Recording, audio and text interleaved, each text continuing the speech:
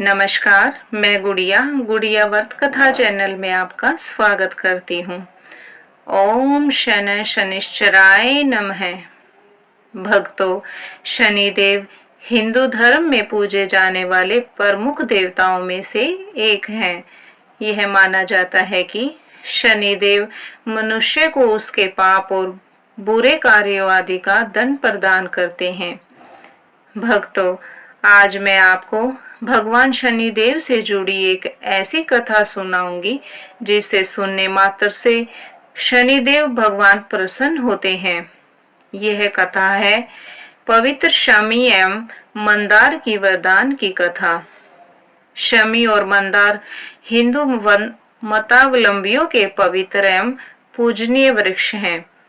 गणपति और शिव की आराधना तो इनके साथ ही पूर्ण माने जाते हैं। इसका कारण शमी और मंदार को विघ्नहर्ता गणेश से प्राप्त एक वरदान है, जिसकी चर्चा गणेश पुराण के क्रीड़ा कांड में वर्णित कथा में की गई है। कथा इस प्रकार है। एक बार नारद मुनि तीनों लोकों में विचरते हुए स्वर्गलोक में देवराज इंद्र के पास पहुंचे। इंद्र ने उनका यथोचित स्वागत किया। वार्तालाप के क्रम में इंद्र ने मुनि से औरव ऋषि की कथा सुनाने का आग्रह किया। नारद मुनि ने सहर्ष इस प्रकार कथा सुनाई। एक समय में मालवा में औरव नाम के एक ऐसे विद्वान ब्राह्मण हुए जिनका तेज वेदों के ज्ञान से सूर्य के समान प्रदीप्त था एवं उन्हें देवताओं के समान शक्ति प्राप्त थी। बहुत दिनों बाद उनकी पत्नी ने एक अत्यंत सुंदर पुत्री को जन्म दिया, जिसका नाम शमी रखा गया। ऋषि शमी को बहुत ही स्नेह दिया करते थे। जब वह 7 वर्ष की हुई तो उन्होंने शमी का विवाह धौम्य ऋषि के पुत्र मंदार से किया। मंदार शौनक ऋषि के आश्रम में रहकर शिक्षा प्राप्त कर रहा था। अतः विवाह के पश्चात शमी को उसके माता पिता के पास छोड़कर शिक्षा पूरी करने पुनः शौनक के आश्रम चला गया। जब मंदार और शमी पूर्ण यौवन को प्राप्त हुए, तब मंदार अपने ससुराल गया और शमी को विदा कराकर पुनः शौनक के आश्रम की ओर वापस चला। रास्ते में एक महान तपस्वी ऋषि भरशुंडी का आश्रम पड़ता था, जो गणपति के अनन्य भक्त थे। अपनी तपस्या से उन्होंने भगवान गणेश को प्रसन्न किया था, जिन्होंने ऋषि को यह वरदान दिया था कि गणेश की तरह ऋषि भरशुंडी भी अपने कपाल से सूंड निकाल सकते हैं। जब शमी और मंदार भरशुंडी के आश्रम के पास पहुंचे तो उन्हें गणेश की तरह सूंड निकालते देखकर दोनों को हंसी आ गई। इस पर ऋषि बहुत क्रोधित हो गए और कुपित होकर उन्होंने दोनों को श्राप दे दिया कि तुम दोनों वृक्ष बन जाओ, ऐसा वृक्ष जिसके पास पशु पक्षी भी ना आए। ऐसा ही हुआ। मंदार ऐसा वृक्ष बना जिसकी पत्तियां कोई पशु नहीं खाता था, और शमी ऐसा वृक्ष बनी जिस पर कांटों की अधिकता के कारण कोई पक्षी शरण नहीं लेता था।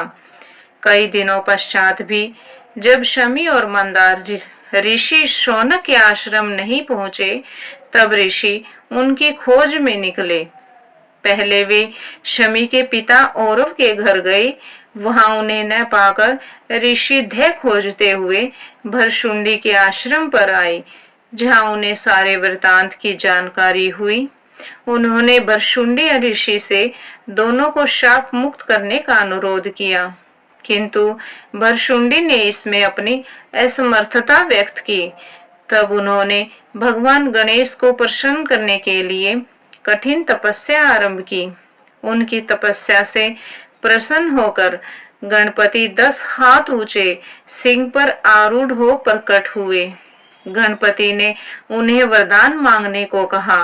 उन्होंने शमी और मंदार को शाप मुक्त कर पुनः पूर्वावस्था में लाने का वरदान मांगा, किंतु गणेश अपने प्रिय भक्त भरशुंडी की अवहेलना नहीं करना चाहते थे, अतः यह वरदान देने से मना कर दिया, परंतु बदले में यह वरदान दिया कि ये दोनों वृक्ष तीनों लोकों में पूजनीय होंगे। शिव तथा स्वयं उनकी पूजा बिना इनकी उपस्थिति में पूर्ण नहीं माने जाएंगे। यह कहकर गणपति अंतर ध्यान हो गए। ऋषि शौनक तो अपने घर लौट गए, परंतु ऋषि औरव ने अपना शरीर वहीं त्याग दिया। उनका तेज अग्नि रूप में शमी पेड़ के तने में स्थिर हुआ।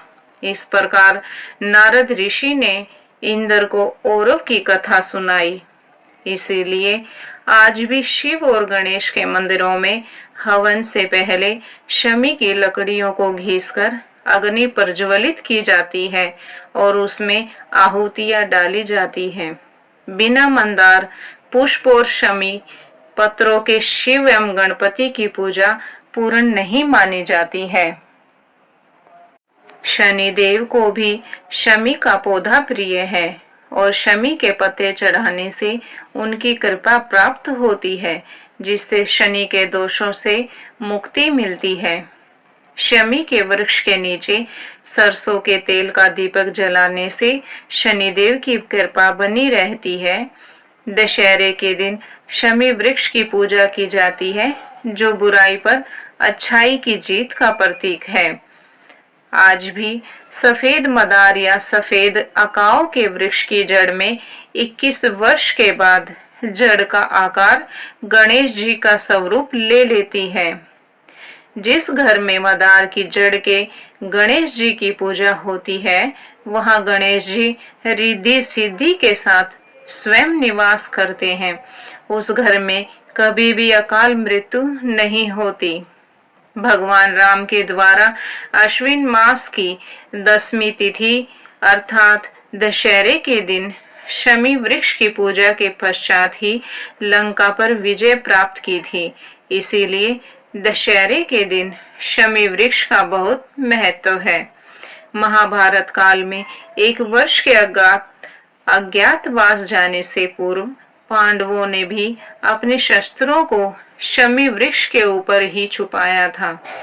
खाटू श्याम बाबा अर्थात महात्मा बर्बरीक के कटे हुए सर को भी ऊंची पहाड़ी पर स्थित शमी वृक्ष पर ही रखा गया था।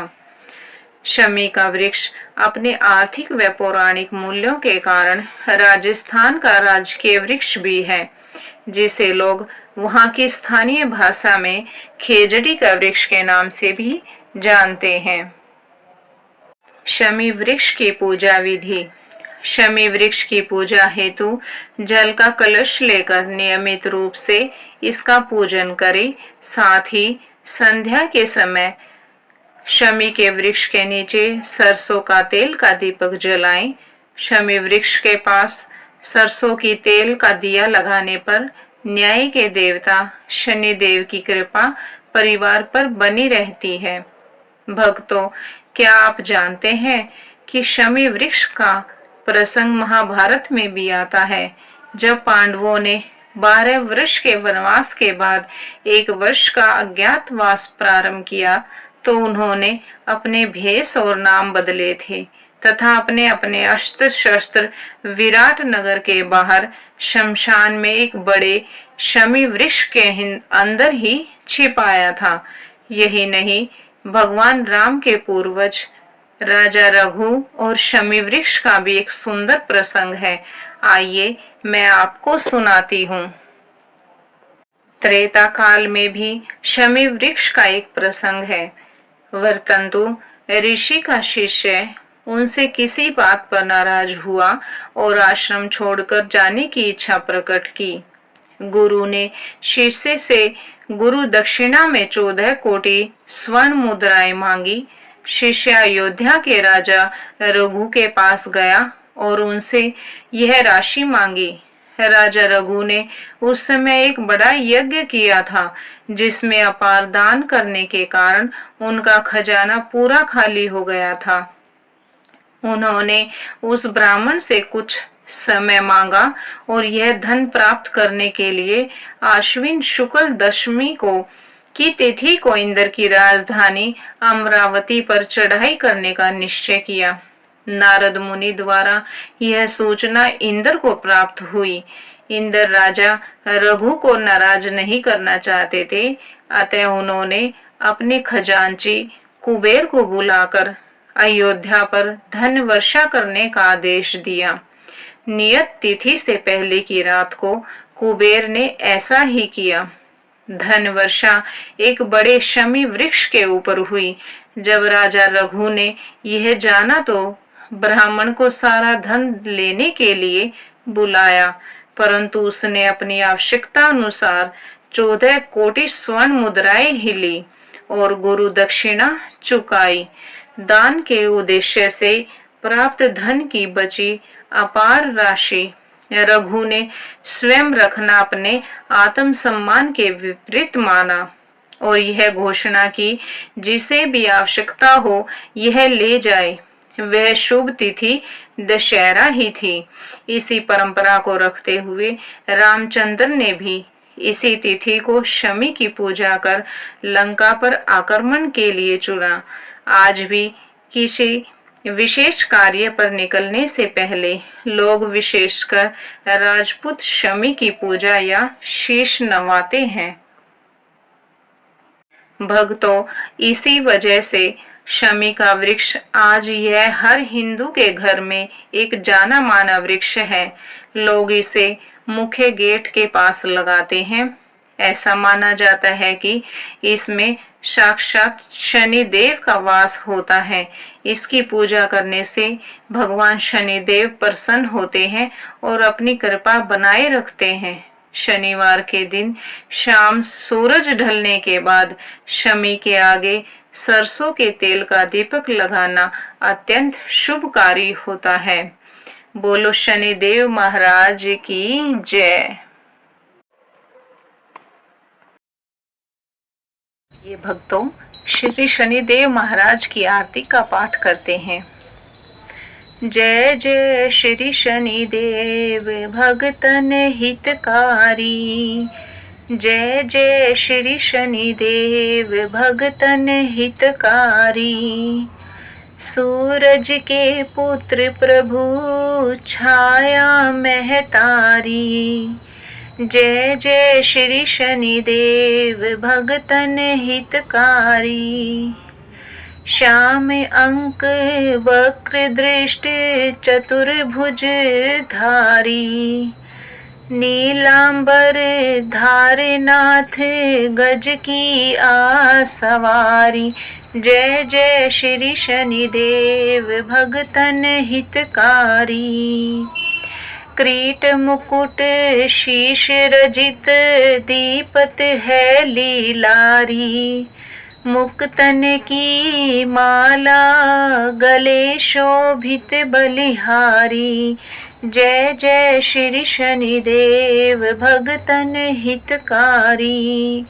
मोदक मिष्ठान पान चढ़त है सुपारी, लोहा तिल तेल उड़द महिषी अति प्यारी। जय जय श्री शनिदेव भगतन हितकारी।